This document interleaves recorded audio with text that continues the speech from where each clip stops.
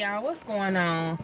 I'm sitting in my car trying to wait for this rain to go away. So I figured while I'm sitting here, why don't I just talk to you guys?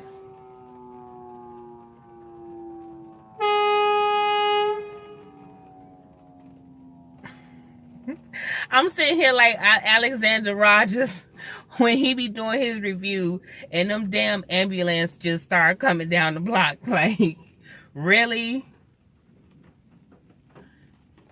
All right. But anyway, I just thought I would come in here and talk about love and hip hop real quick. I can honestly say I'm glad that we got a break from the A1 and Lyrica situation, because like I told y'all in my last video, I feel like what they're doing to their relationship is whack, and I feel like they sold their marriage.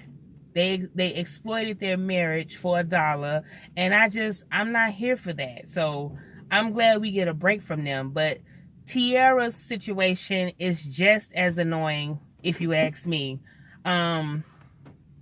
This girl standing out there reflecting, and you know, she's still feeling conflicted about if Akbar was the one to really release the tape or whatever. But girl, regardless if he released it or not, he still ain't shit, because he has 2 women. He has a whole wife, a girlfriend, and didn't tell you about it. So that alone should make you not want to deal with him anymore. But we know love is blind and it'll take over your mind. So, but Brooke meets her and she's talking to her about how she first met Akbar and his whole little game, his whole little demo. He came up to her in the store. He spoke to her son, which, by the way, I didn't know Brooke had a son. Or maybe I wasn't paying attention.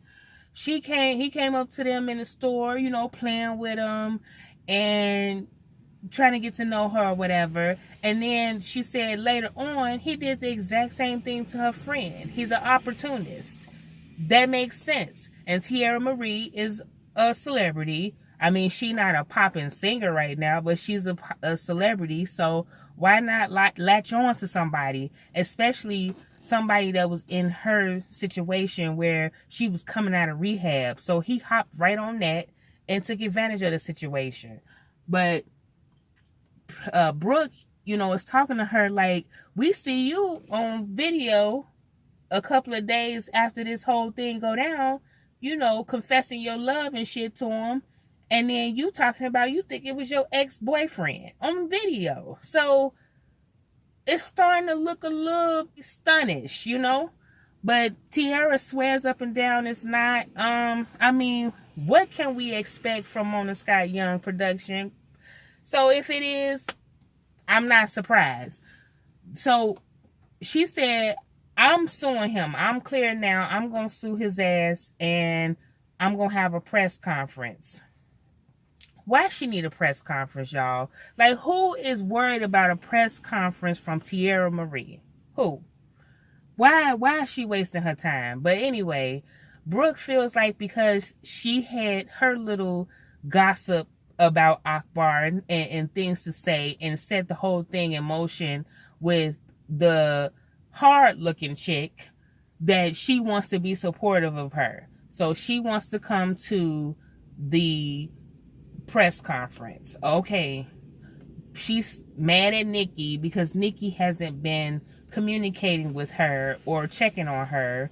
But Paris has. She's not mad at Paris at the fact that she doesn't want to be involved in the press conference, because at least Paris spoke to her about why she doesn't want to be involved. She don't want to be involved with the law. She don't like getting into stuff like that.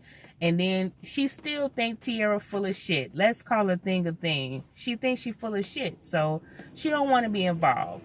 But Brooke is going to be there. I'm like, girl, Brooke can't be trusted. She messy as hell. As we saw, throughout this entire episode. She messy as hell. Bridget Kelly, she's doing her thing, singing, debuting the single or whatever. I don't know.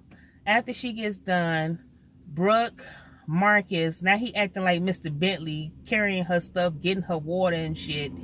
And what's her name? Moniece. They're talking to Bridget and Donatella, and Donatella lets them know that she's going to be sending Bridget to London and that they're invited, so it's going to be a girls trip. So I'm like, Mona has stretched the budget and now they're traveling out of the country, so they're going to London. Okay, while they're talking, who walks up with that goofy ass, lame ass rock star? Oh my God. If I have to say one more time, Mona, please get rid of Rockstar. Please. I'm begging you. He is such a cornball. But he walks up to Moniece and they're talking, and basically he tells her, well, they're talking about that whole Amber Diamond situation and how horrible the party was and how horrible she sound. Monique's like, well, you know, why you ain't working with me? So, of course, he like, yeah, it's a good deal. You know, we could do that. And then here he go again in his confessionals trying to say that he didn't had a piece of Monique. You ain't had a piece of everybody now. Like, come on, cut the shit. You ain't had a piece of everybody. So, they gonna work together. What else happened, y'all? When Tierra Marie does her press conference,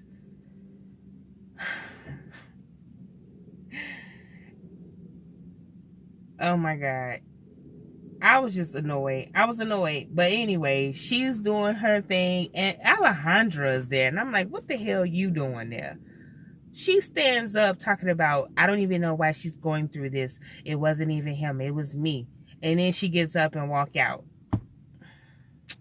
Okay. I'm not falling for it, but whatever.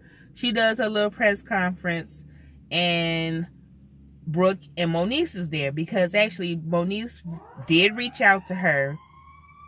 The ambulance leaving now, y'all. Did reach out to Tierra to support her and be there for her. So she's there. They're standing there crying and all that stuff. And then while that's going on, Nikki and Paris are watching. And Nikki is basically making it clear, I don't want nothing to do with it. My family, we got a lot of shit going on. We got too much to lose. And plus, I think she really is fearful that her sex tape situation is going to rehash hers. Like somebody could be like, oh, well, why are you trying to stick up and be an advocate for revenge porn and stuff? Here's your porn right here. You know, people do stuff like that. So I get why she kind of want to steer clear of it. But Tierra's not understanding that. So while they're watching it, you know, they making comments about it. And then K. Michelle is watching it with her stylist. And she was like, I supposed to be meeting with Akbar to get studio time. So I'm definitely going to be nosy to see if he did it or not. But she was like, this look right here is giving me Atlanta vibes. So, yeah. Because Mimi, you know, Mimi tried to act like she was taken advantage of and then finally had to admit that she was in on the tape. So, yeah, it's definitely giving stunt tease. But when K. Michelle met with Akbar, he was still on his grimy, sleazy behavior. You know, she asked him outright, did you do it? Did you put that tape out? And he said, no, of course not. He's not going to admit that. And it was like, well, is it a possibility that your wives did it? And I don't know if he said yes or no, or like he beat around the bush. I'm not really sure. But while he's talking to her, he's flirting with K. Michelle, trying to get her to be a part of the team. He actually came out and was trying to do that. And I'm like, really, nigga? Like, K. Michelle ain't one of those chicks. She ain't gullible like that. So, no. But K. Michelle was getting him together like, I'm not one of those chicks. And he is a mess. A pure mess. And when I looked at him more and more, I'm like, he is not cute. He really isn't. But, yeah. So, after the press conference, you know, Tiara, Moniece, and Brooke are hanging out at the pool and they're talking about it. And again, she's telling them about the fact that Nikki hasn't been there. And Brooke wants them to roll up on Nikki and figure out what's going on, why she wasn't there. Brooke, what in the hell was wrong with that hair at the pool? Why was it so damn big? I feel like if you tried to walk, like, it'd be pulling your head back like this. Like, why did you have so much hair? It was like you had 10 bundles on your head. That's a no-no. What else happened? Oh, Apple Watts. Apple Watts did a video. She was in a video with this guy named Mark Anthony. If somebody put a gun up to my head right now and asked me to explain who he was or I was going to be dead, I guess I was going to be dead because I don't know who the hell he is. But she was in a video for him along with Amber Diamond. They're friends. They've been friends for a while. They're both like video vixens. So after they're done, Apple Watts is flirting with this Mark Anthony person, and she made some type of mention of Rockstar, and Amber Riley heard it. She overheard it. So when they got, Amber Riley, Lord have mercy, Amber Diamond, Amber Diamond heard her talking about dudes. So she walks up to her like, yeah, what's up with this Rockstar thing? And she was like, girl, I had to cut him loose because he's shady. He's not a good person. Amber Diamond was like, well, let me tell you what he did to me. He messed up my party and he played my vocals and, just messed things up. And I'm like, girl, your vocals was messed up on their own. Rockstar had nothing to do with it, but we gonna move on. So Apple Watts is trying to explain, how she just wants somebody that's going to represent her and be in her corner. She appreciates what A1 is doing, but she needs representation. And before she said that, Amber Diamond let her know about the fact that her mom had dropped 20 bands for a song for her. So she was like, man, if she willing to do that, you know what I'm saying? I need somebody like that. So Amber sets up a meeting for Apple Watts and Sean, Amber's mother, to meet about possibly managing her.